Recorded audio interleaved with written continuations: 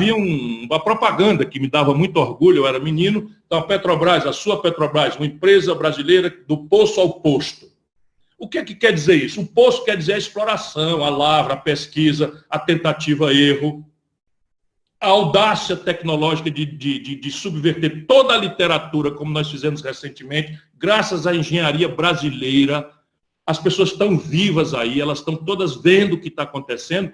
Nenhum livro de geologia admitia que eu pudesse haver capacidade de exploração de petróleo abaixo da linha do pré-sal. Todo mundo já sabe o que é pré-sal. Você tem uma lâmina d'água, às vezes, de 500 metros, 1000 metros, depois disso tem terra, né? Depois da terra tem um sal, e depois desse sal, numa profundidade monstruosa, com pressões absolutamente inimagináveis, em que os materiais não resistem, a Petrobras, rompendo toda a interdição técnica que o mundo inteiro afirmava não ser possível, foi lá e descobriu. Mas isso é tentativa-erro, é investimento do Estado Nacional Brasileiro, é investimento do dinheiro do povo brasileiro, que a Petrobras muito bem desenvolveu. Portanto, o risco da lavra, da pesquisa, da exploração, da extração, é muitas vezes compensado pela logística. Porque você, depois de tirar, você transporta o óleo e depois transporta os derivados, o gás, o óleo diesel, o querosene de aviação, transportava, porque o Brasil agora importa 100% do estrangeiro. Na hora que os americanos quiserem, os aviões brasileiros param todos, porque o Brasil, no governo Bolsonaro, não produz mais querosene de aviação, e eles estão fazendo isso, é um apagão para além da criminosa e corrupta, o corrupto esquartejamento da Petrobras. Pois bem, o que está acontecendo nesse momento? E aí a gente precisa ter clareza para depois voltar ao assunto, eu não quero extrapolar o tempo que me foi feito. O mundo convulsionou-se mais recentemente. Os principais provedores dos países ricos do Ocidente, lá ali, estão em convulsão política. Não é? O Irã, a Síria, o Egito, a Líbia, não é? E a Arábia Saudita está numa iminência de desestabilização. E a Rússia está forçando a mão para avançar como grande provedor, especialmente de gás, para a Alemanha, que é o centro nevrálgico da Europa, e isso causou uma mudança na compreensão estratégica das fontes de petróleo para o mundo rico, para o Ocidente rico, nossos contemporâneos aqui, nossos conterrâneos aqui das Américas e da Europa. O que aconteceu? Na hora que isso passou a acontecer no mundo, eles passaram a olhar para fontes alternativas e todos os lugares que têm petróleo passaram a ser desestabilizados politicamente. A grande questão da Venezuela é petróleo. As pessoas não sabem, mas a Venezuela individualmente é o maior exportador de petróleo para os Estados Unidos fora da América. O maior exportador do mundo, individualmente, é a Venezuela. Está lá a confusão e a resposta também trágica e o povo venezuelano pagando caríssimo. E as jornadas no Brasil de 2013 e 2016, ninguém duvide, havia claramente um interesse, 3 interesses convergiram. Não é? Os políticos ladrões, tipo Eduardo Cunha, querendo o fim da Lava Jato, e eu quero voltar a isso sobre o isso da Petrobras, não é? Os banqueiros preocupados com o galope da dívida pública pelo desmantelo trágico do governo da presidenta Dilma Rousseff, que quebrou o país, sob o ponto de vista das nossas contas, e a economia caiu 7%, e petróleo. E aqui está a tragédia brasileira. Chegamos a esse ponto, e chegamos a esse ponto por esta grande razão geopolítica global. Não é? A necessidade que os centros ricos do mundo têm de fidelizar, se possível, diretamente as grandes reservas de petróleo fora do Oriente Médio, do Oriente Próximo, que estão desestabilizadas já, em convulsão já, ou na iminência, tratando do caso da Arábia Saudita, ou de exaustão dos seus recursos, como é a questão dos Emirados Árabes. E eles, então, esse é um jogo truculento.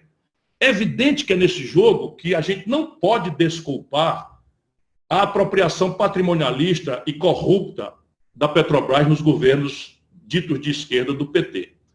Por quê? Porque a razão estratégica é aquela, é a geopolítica e o grande jogo, mas o pretexto que faz com que a nossa população cruze os braços e assista esse desastre, que é o esquartejamento da Petrobras, a alienação a preço de banana, a preço vil, corrupto, desses ativos estratégicos, E pior, a paralisação de 1/3 da capacidade de refino da Petrobras para aumentar explosivamente a importação de petróleo, de derivados de petróleo do mundo.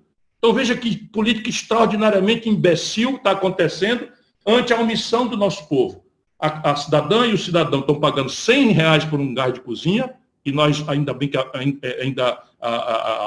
pandemia tem alguma explicação para essa passividade. Mas não é a pandemia. As pessoas não se sentem estimuladas a defender, porque não acham, francamente, que a Petrobras, nesse momento, mereça defesa por essa carga imensa de propaganda em cima de fatos reais.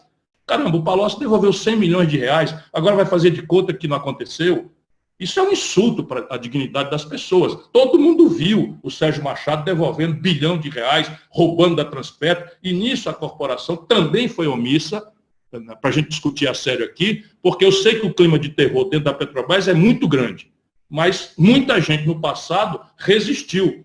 Muita gente. O Spitz, por exemplo, quando eu era ministro da Fazenda, ele era presidente da FUP, ele resistiu. O Fernando Henrique partiu para destruir a FUP, mas os petroleiros resistiram. Foram derrotados, mas resistiram, não desertaram, não foram covardes.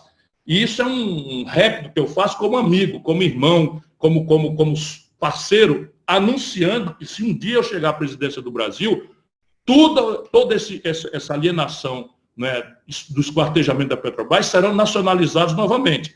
Ou seja, vai acontecer de não me permitirem que eu seja presidente, e se eu for, vão tentar de todo jeito me desestabilizar. E é preciso que os outros candidatos do campo popular brasileiro, do campo nacionalista brasileiro, repitam o que eu estou dizendo.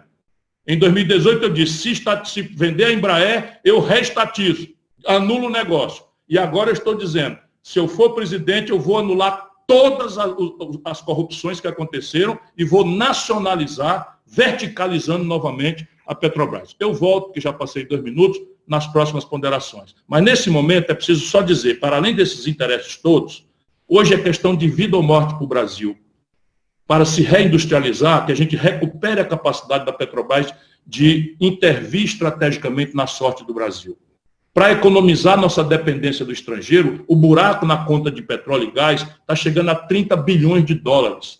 Se a gente fizer só R$5 por dólar, nós estamos falando de 150 bilhões de reais de dinheiro pouco do povo brasileiro que está em financiar emprego no estrangeiro. Isso não tem cabimento. Além da maturidade tecnológica que o Brasil só alcançará com esses grandes vetores de investimento que a Petrobras sempre se credenciou.